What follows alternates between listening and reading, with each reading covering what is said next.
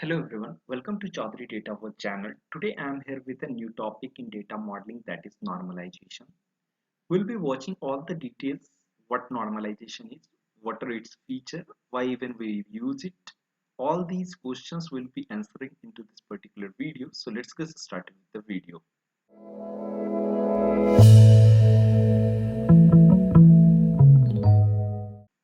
Before moving ahead with the normalization, I will first take you back from where we have started the data modeling so that you can understand the clear process that with which we are following right now in data modeling, that what all techniques we have already covered up, and what's this normalization, where it does it stand into whole data modeling. So let's go back into the previous slide which I already covered up. So in this particular one, you can see that it was the introduction to data modeling, in which there were I covered up the levels of data modeling that was conceptual, logical, physical. After that, there were some key elements of data modeling, and then the data modeling techniques. There are famous data modeling techniques like ER modeling, data flow diagram, dimensional modeling, object-oriented modeling, data vault modeling, and then UML. And now we are going ahead with the normalization. This is the last one. All the above ones I have already covered up. I will just go to normalization. So now the question is that what is normalization?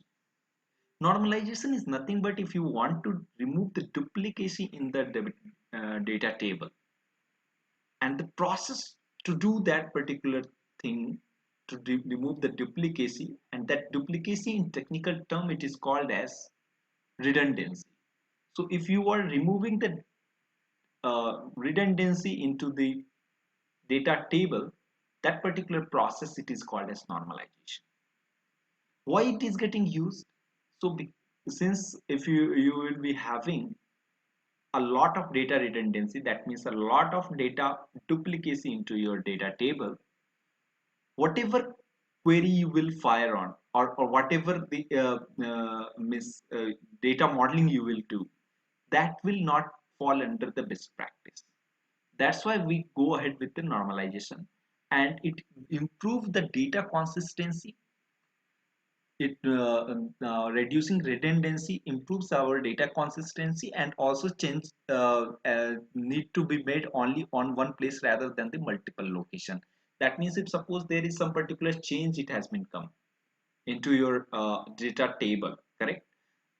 You can visualize something like this, that if suppose you are having some, you are maintaining employee table, into that employee table, if suppose if you are maintaining for a particular department ID, right? And suppose after a few days, so for a particular department, your department ID has been changed, and if the data if your data table will be having multiple times mentioned there the department ID, you need to alter it for each of them. Otherwise, you it will be again the previous department ID, which will not be required in future, right? So to come up with the solution with that, that if you want to have that change into your data table very easily, that particular change we can go ahead if we are having normalized table. So if that normalized table will be there, only at one place we will change the department ID, and everywhere whatever the data model we are going to do, everywhere it is going to change that particular ID. So how is it even getting done? We will be moving ahead then watching how is it even getting done. So here you can see the process of normalization typically involves the following norm forms. So actually whenever we are normalizing the table, whatever right now I mentioned about department ID, correct? That was one example. So how we will land up to that, that we will remove the data duplicacy. To remove the data duplicacy, we are having three major forms of table with which we go across. Then at last we get a normalized table in which there will be a minimal data redundancy into your whole of the data model. So first one is the first normal form. This particular one have the rule that each table cell should contain a single value. Of course, this particular table cell, whatever table cells are here, this particular example I have picked it from the internet. It was very good to explain, and you will also understand it very easily. That's why I've taken it up. So each table cell should contain single value. In this particular table, you can see here that for each of the cell, only one value it is getting represented, right? That means here, if in this particular cell you can see there is only one value, similarly in each of the cells. After that, the second rule is each record need to be unique. So each record is of course unique. You can find the duplicacy here, that full name it is over here same in both. After that, in these three, full name is same. But this is not trying to tell that, but it is telling you each record need to be unique. So record is combination of whole of the columns, whatever it is over here. So you can find that each of the rows are unique into the value. So whatever it is over there, suppose Robert Phil, it is different. As you can see here, that movies rented, correct? This movies rented is something which is different here. So it hence land up having the this Robert Phil, this particular row and this particular row as the unique rows into it. So this is the first form, which is having two rules, which it is getting applied over it, and your first rule, that is called as 1NF. So this first normalized form of your table is getting created. This is the first process, you may say, to normalize your table.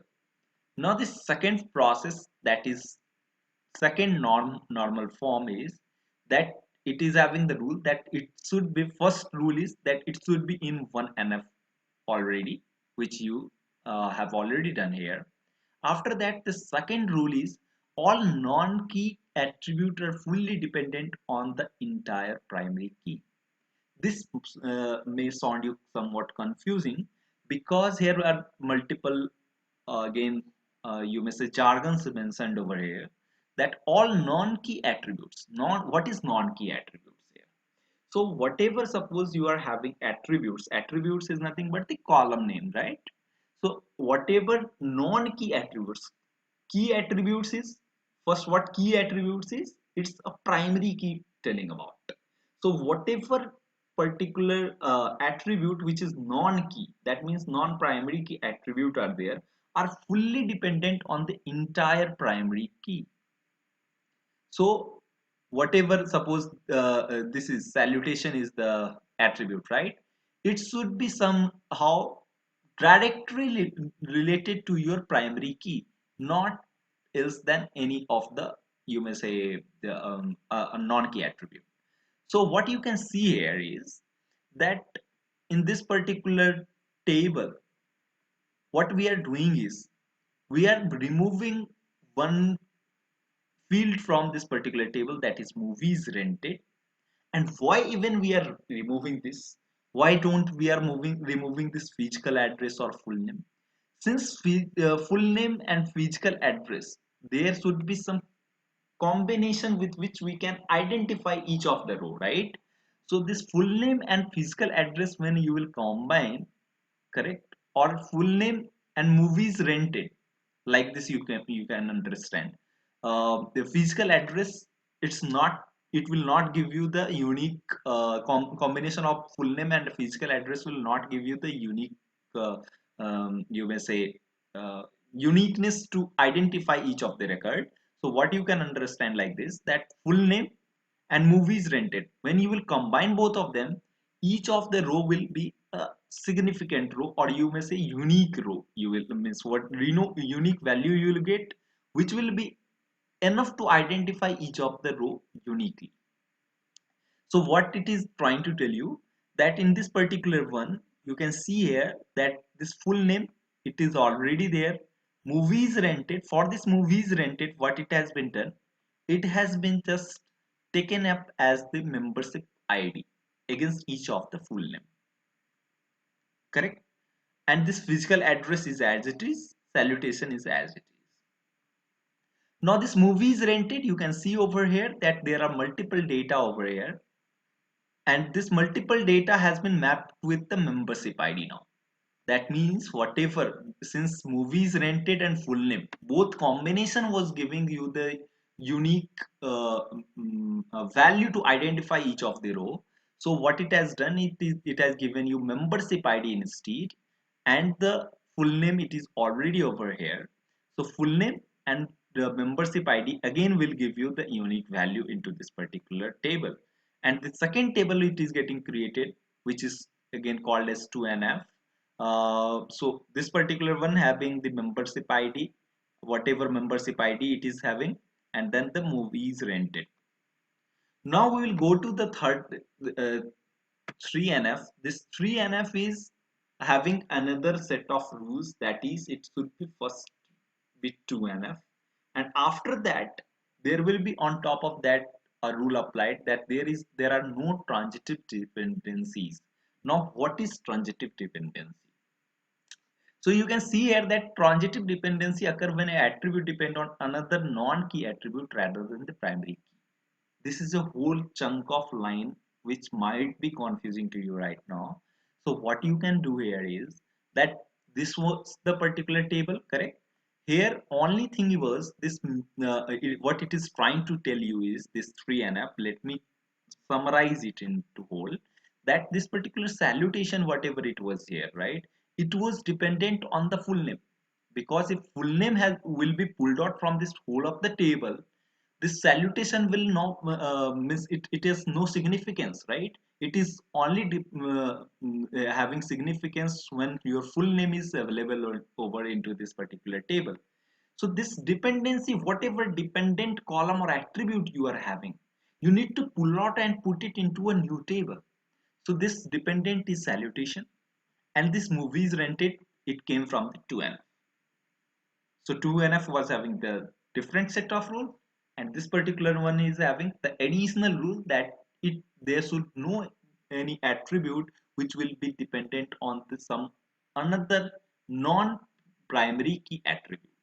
Since full name is non-primary key attribute, so it has been pulled out, salutation ID has been pulled out, and against that salutations has been given over here, and whole these three tables you can see over here is giving you a normalized form of whole of the table which it was into the 1NF. So this is how we are normalizing our table. It Now the question comes that why even we are normalizing the table. I already explained you that there is only the need of you have already seen that there is only the need of data consistency, and another one is the data change. Suppose if you now want to change anything, correct? Suppose salutation, if you want to change mr, it is over there, and just assume that there it has been changed to mrx or mry, something like that. So you need to change only into this particular table with respect to salutation id 1. That's it. The things will be done. It will automatically be mapped to this particular table. That means this particular whatever the Robert Phil is over here. So he is having salutation id 1. It is already will be denoting that mrx dot Robert Phil. It will be combinedly be giving you that. So you don't need to change it time and again on each of the places wherever Robert Phil is. Just you changed over here, it will be automatically changed into the base table image. So this is how normalization work, and just opposite of it, it is called as stream normalization, where you are having the data redundancy. Only benefit of denormalized table is that query will be very much fast into it. Right now, whenever we are going to query this particular table, we will be joining it with the three tables, right? Two tables. This first one, second one. That means we will be having three joins over here, correct?